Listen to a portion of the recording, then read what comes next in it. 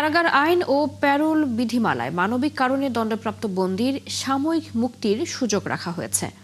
আবেদন ও প্রশাসনিক যাচাই বাছাই শেষে এই মুক্তির বিষয়ে সিদ্ধান্ত নেওয়া হয়। সাম্প্রতিক যশোরের ঘটনাকে কেন্দ্র করে প্যারোলে মুক্তির এই বিধান নতুন করে আলোচনায় এসেছে। প্যারোলে মুক্তির আইন ও তার প্রয়োগ নিয়ে মাইনুল মারুফের প্রতিবেদন। কালার এক্সপার্ট এবং ডার্ক জ্যাপ সমৃদ্ধ অরিক্স অ্যাডভান্স ডিটারজেন্ট পাউডার আপনার লন্ড্রি এক্সপার্ট। কারাগারে স্বামী, আর এদিকে নানামুখী চাপে সন্তান সহ আত্মহত্যা করেছেন স্ত্রী।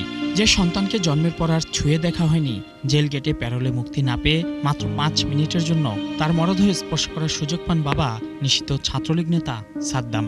সাম্প্রতিক যশোরের এই হৃদয়বিদারক ঘটনায় নতুন করে আলোচনা এসেছে প্যারোলে মুক্তি।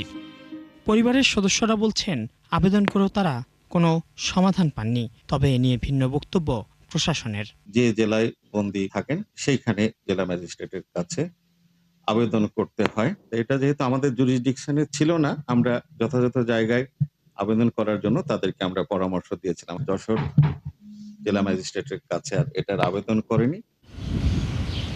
এই প্রেক্ষাপটে প্রশ্ন উঠেছে, প্যারোলে মুক্তি আসলে কি, কারা এই সুবিধা পেতে পারেন এবং কিভাবেই বা করতে হয় আবেদন। কোনো দণ্ডপ্রাপ্ত ব্যক্তিকে মানবিক কারণে নির্দিষ্ট সময়ের জন্য সাময়িক মুক্তি দেওয়া হয়, যাকে বলা হয় প্যারোলে মুক্তি। বাংলাদেশের সাধারণ কয়েদি বা হাজতের জন্য প্যারোল সংক্রান্ত কোনো পৃথক আইন না থাকলেও 2016 সালের একজন স্বরাষ্ট্র মন্ত্রণালয়ের একটি প্রজ্ঞাপন অনুযায়ী একটি নীতিমালা চালু করা হয়, যা এখন পর্যন্ত একমাত্র কার্যকর নির্দেশনা। সাধারণত নিকটাত্মীয়ের মৃত্যু, গুরুতর অসুস্থতা, সন্তান প্রসব ও বিশেষ পারিবারিক সংকট, এই ধরনের জরুরি ও মানবিক পরিস্থিতিতে প্যারোলের আবেদন করা যায়। মুক্তির জন্য বন্দির পরিবারকে প্রথমে কারা সুপারিনটেন্ডেন্টের কাছে লিখিত আবেদন করতে হয়, পরে এ নিয়ে সিদ্ধান্ত দিতে পারেন জেলা প্রশাসক। যে দরখাস্তটি করেছে এটা বিধিমালা নীতিমালা অনুসরণ করে আইনানুগভাবে করা হয়েছিল কিনা। যদি সেটা করা হয়ে থাকে, অবশ্যই আমরা বলতে পারি যে ঘটনাটা যেহেতু হৃদয় বিদারক, যে কোনো স্বাভাবিক মানুষের কাছে এটি খুব কষ্টের একটি ঘটনা। আমি মনে করি ওখানে যে লোকাল অ্যাডমিনিস্ট্রেশন ছিল তারা এটি বিবেচনায় নিত। এখন যদি কোনো আইন অনুযায়ী যদি কোনো দরখাস্ত না থাকে, সেক্ষেত্রে আসলে প্যারোলের বিবেচনার কোনো সুযোগ নেই।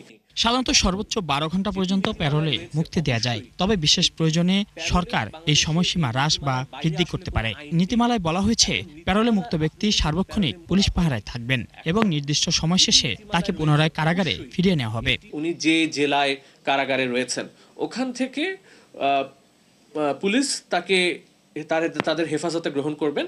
হেফাজত থেকে তার যে বাড়ি বা মসজিদ যেখানে জানাজায় উনি যেতে চান সেখানে তাকে নিয়ে যাওয়া হবে। উনি সার্বক্ষণিক সময় পুলিশের প্রহরায় থাকবেন এবং পুলিশের দায়িত্ব হচ্ছে জানাজার শেষে তাকে আবার ওই কারা কর্তৃপক্ষের হাতে তাদেরকে আবার ফিরিয়ে দেওয়া। গুরুতর অপরাধ, রাষ্ট্রদ্রোহ, জঙ্গিবাদ ও শৃঙ্খলা ভঙ্গের ঝুঁকি থাকলে প্যারোল নাকচ হতে পারে। মাইনুল মারুফ, 71, ঢাকা।